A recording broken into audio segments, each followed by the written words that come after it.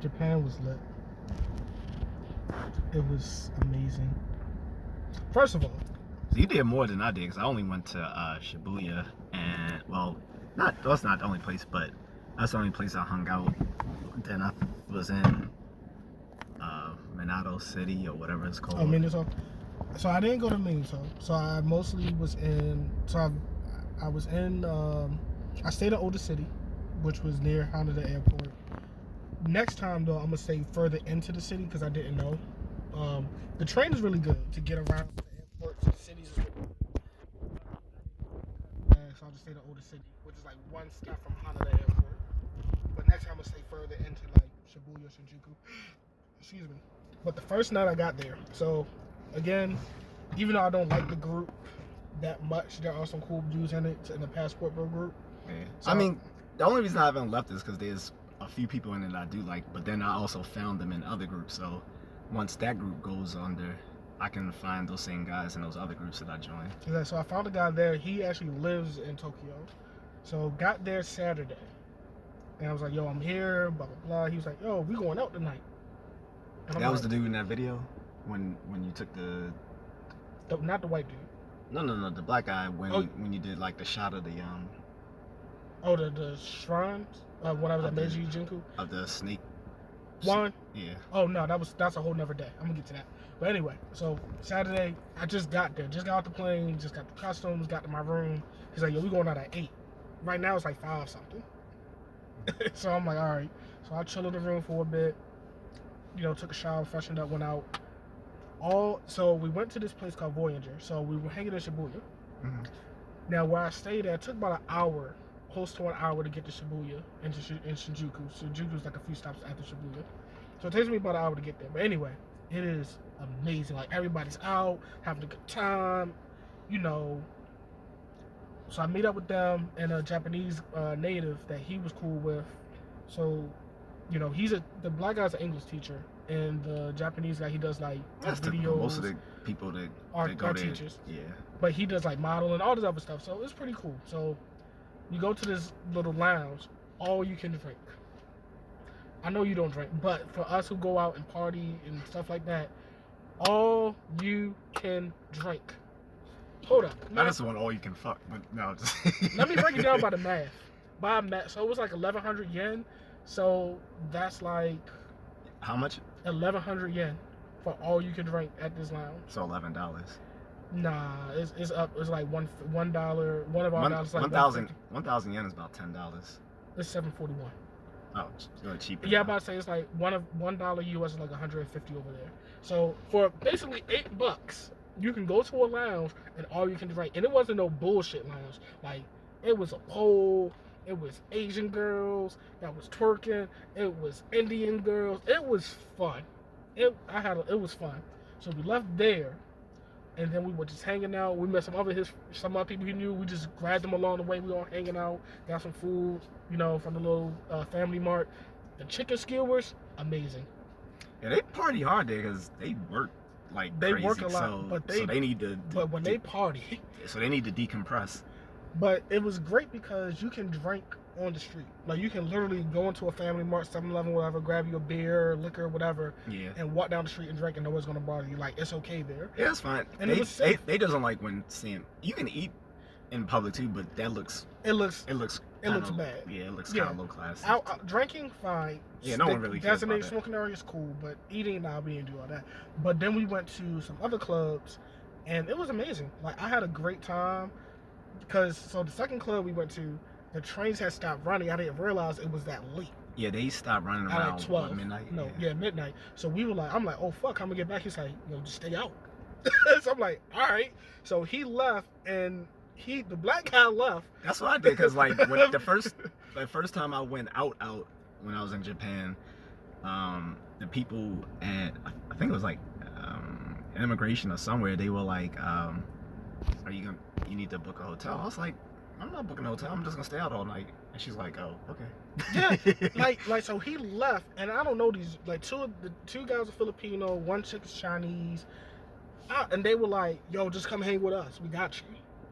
I'm like, all right. So the Chinese chick paid for us to get into a club, and we just spent I don't know how many hours in there partying until the train started running again.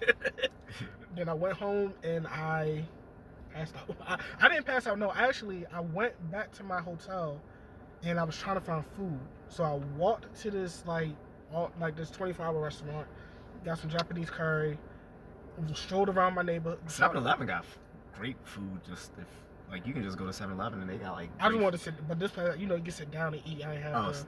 That was a sit down later. Oh. Yeah, it was 24 hours. I could sit down, and then I walked around. I just walked around the neighborhood, saw the sunrise, went back to my room, and looked like he examined all the trees cut down too. Yeah. He was like, fuck this. But anyway, it was great, man. Then Sunday went out.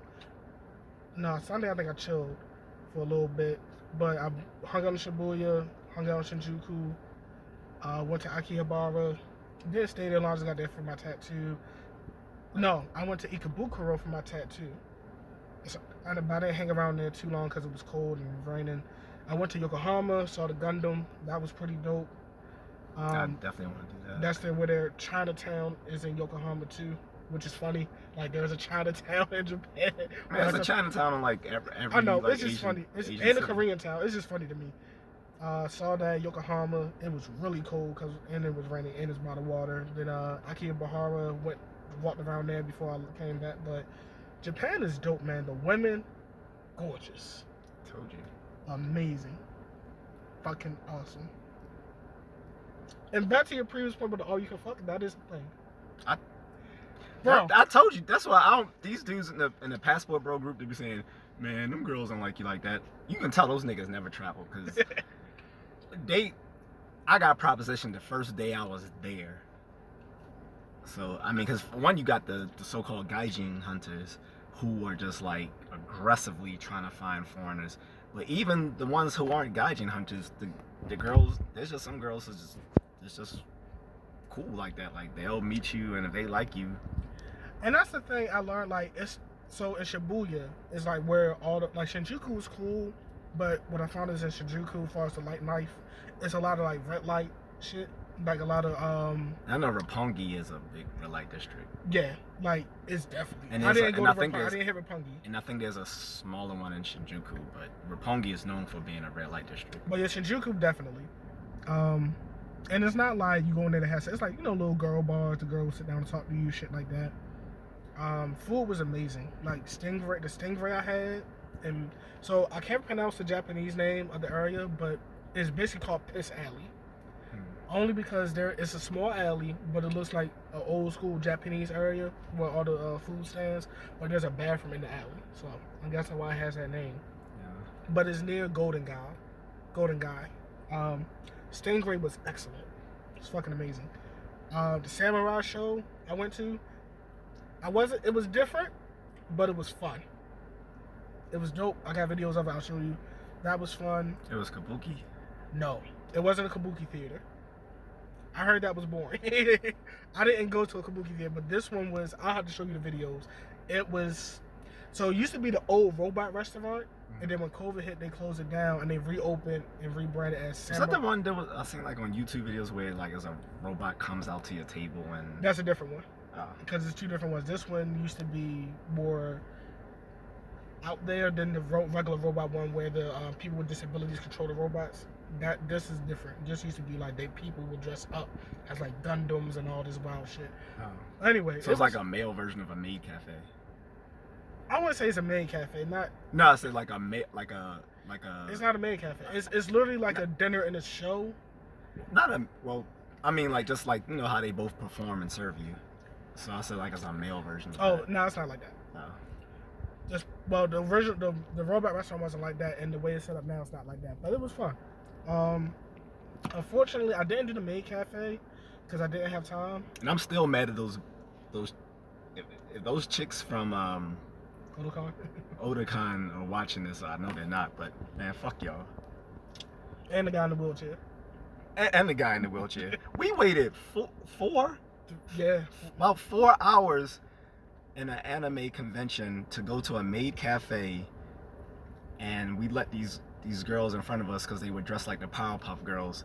These bitches get in and we don't because and the dude in the wheelchair. Because for hours while we're in line, the people running the the venue said it's not going to be first come first serve, so don't try to rush it in front of everyone. And then as soon as they open it up, first come first serve, everyone who make it first. I'm like, hey, there's a bitch. That's one thing one of the things I regret. I didn't do the maid cafe, but the ones I found online, like I didn't want the super sweet stuff anyway. But it was cool. When I go back, I'm gonna do it. I don't think it's just sweets. Don't they serve like real food too? So it's different maid cafes depending on which one you go to. Oh. Yeah, I don't want the like dessert stuff. I want like actual food. But then I guess that might take away from doing all those little games and stuff. But it's cool. Next time I go, I'm gonna go back. But I'm definitely hitting Kyoto when I go back, and I'm hitting Osaka when I go back. But Tokyo, because I heard Osaka got like the nightlife when it comes and like the food. Like the street food. The street food like and the nightlife, at least outside of Tokyo. For street food and nightlife, it is Osaka. Yeah, Osaka is known for the street food. Kyoto is more traditional, but that's where all the sightseeing is. So next time I go, I'll probably stay in Osaka and just catch a train to Kyoto. Did you go to Harajuku during the day? Because that's why I hear like a lot of people walk around cosplaying and stuff like that. Nah, like I said, man, the weather wasn't that great there. Because Harajuku is in Shibuya. The weather wasn't that great there when I went. It was cold. It was rainy. I did see people out on Friday before I came back because it was the Emperor's birthday. Oh. But yeah, and then I got sick. The day that Saturday I got sick, so I was just fucked up. But I had fun. I met a few people. I met some Americans. One guy. He's from California. He lives out there. He's a software engineer, so his company has no office, so he's fully remote. I think she's from Japan, but she spent a lot of time in the U.S. She works for some robotics company. Is she Japanese? She's Japanese, but she, I think she was raised in America, but she lives there now. She stays in Japan, but she has a great career. So I made some friends, made some connections. So if I ever decide to like take that leap, like I'm moving there, I can have some stuff set up. But honestly, Tokyo, best Asian trip so far I've been on. I told you that's still. I lived in Manila, but Tokyo's still my favorite. Especially like for someone who grew up watching like anime and doing martial arts, it's just a geek's dream to live in Tokyo to me. And the thing is, like, even when I looked at apartments, the apartments are affordable and they're really nice. They're hard, but I've heard getting housing is hard for foreigners. Well, it might have changed now. Actually, that's actually starting to change because what Tokyo is trying to do now, they're trying to get more foreigners to come in. Yeah, because their population is... No, that in their economy. But they're trying to get more entrepreneurs. Like, they're giving visas and a little bit of money to entrepreneurs to come to live in Tokyo from overseas. And they're trying to get more foreigners to come. Did they still have... Yeah, after COVID, like, I think that hurt them a lot. It hurt them, yeah. So as soon as they opened it up, and like the digital floodgates, nomad thing is become more powerful. So they're definitely trying to get more foreigners to come and live there and work and stuff like that. The program they had before COVID, did they restart that where they were trying to get people like to visit other parts of the country? So they were letting people like fly these really low ass prices just to visit anywhere outside of Tokyo. That I don't know. Cause remember when they were doing that? Like they were, yeah, for the houses out in the rural areas. I don't know about that one. The one I recently seen was mainly to try to get people to, not just Tokyo, but they were trying to get people to just move to Japan, get entrepreneurs. Well, not moving. It was just like tourism. Like they're trying to get people to live so there. For tourism, they were trying to get people. They were giving like either free flights or budget seat deals for like people to visit places outside of Tokyo because they were trying to get tourism to places outside of Tokyo and Osaka. So if it was outside of Tokyo, Osaka, either the flight was free or it was like so low it was like practically free. And they started doing it right up until COVID hit, and then I didn't hear about it again.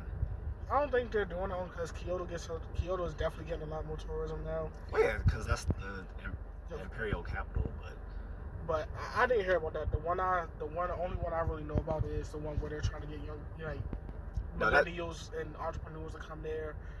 They have a lot of IT and cyber jobs. Honestly, I'm really considering it because I'm like, all I gotta do is learn Japanese, at least to a basic conversation level, And I can just go Speaking live is not hard. It's reading. It's the the reading it's and the the writing. It's the reading and the writing. Like that's something that even some of the natives struggle with, is learning formal Japanese as far as the writing, because it's 3 forms of writing. And that's gonna be hard to pick up. But honestly, it was amazing, and it actually peaked. I mean, yeah, I talked about, it'd be cool to live in Thailand, because it's cheap, but and it is. Thailand is definitely cheaper than. Well, Philippines is cheaper than all of them. True. And then, but if we're going by cheap, like cheapest isn't necessarily best, because I think even cheaper than that would be like Vietnam. Right, but I'm talking about Cambodia, like, I'm including like infrastructure and everything. Thailand has a way better infrastructure than the Philippines. And Tokyo definitely has a better And infrastructure. Tokyo and Singapore are first world nations, so they're gonna blow out every other East Asian. I know what you mean though. No, Tokyo was a city. I mean, sorry, Japan and Singapore are first world nations, so they're gonna just blow out everyone in East Asia. True, and that's why I said it. Asia, period, really. I was looking at apartments, and they were nice, and the rent wasn't super, like, out there, but it was nice. The apartments were really nice, and yeah, it piqued my interest. Like, Thailand would be cool. It is cheaper, but infrastructure wise, I would get tired of the weather in Thailand. Yeah, it's too fucking hot and humid. This is always gonna be humid. Tokyo, it's gonna get cold and rainy, then it'll get warm, but it's humid. Tokyo feels like here, like it's gonna be hot it's gonna be hot in the summer, it's gonna be cold in the winter, but it's not cold. But their winters aren't frigid cold. No, their winters aren't frigid cold. It's just rain. It's a lot of rain. And their summers are manageable. So. But yeah, either way, Tokyo, as far as everywhere I've been in Asia so far, is number 1. Did you go any temples? Nah, no. I went to the Meiji Jingu. I went to that one. That's in Shibuya, I think. That's in Shibuya. So I went there. So the next time I go, I am hitting Kyoto and Osaka. I don't know which one I'm gonna stay in, but next time I go, I'll probably stay in Osaka. It's cheaper to stay in than Kyoto, and there's more to do. There's more to sightsee in Kyoto, but it's more of a light life in Osaka. So I'll figure it out. But Tokyo, amazing. Let me end this. My phone's about to die. But yeah, we're traveling, so I don't know what people are talking about. Y'all can keep debating dumb shit here about what you should pay for on a date with these dumb bitches. But I'm already married, so overseas, so it's already a done deal for me. I just need to get over there and stay my ass there. I'm still going around. And I might not stay in one country though, but it definitely won't be here. Sorry guys, I'm still patriotic, but I don't want to live around these clowns.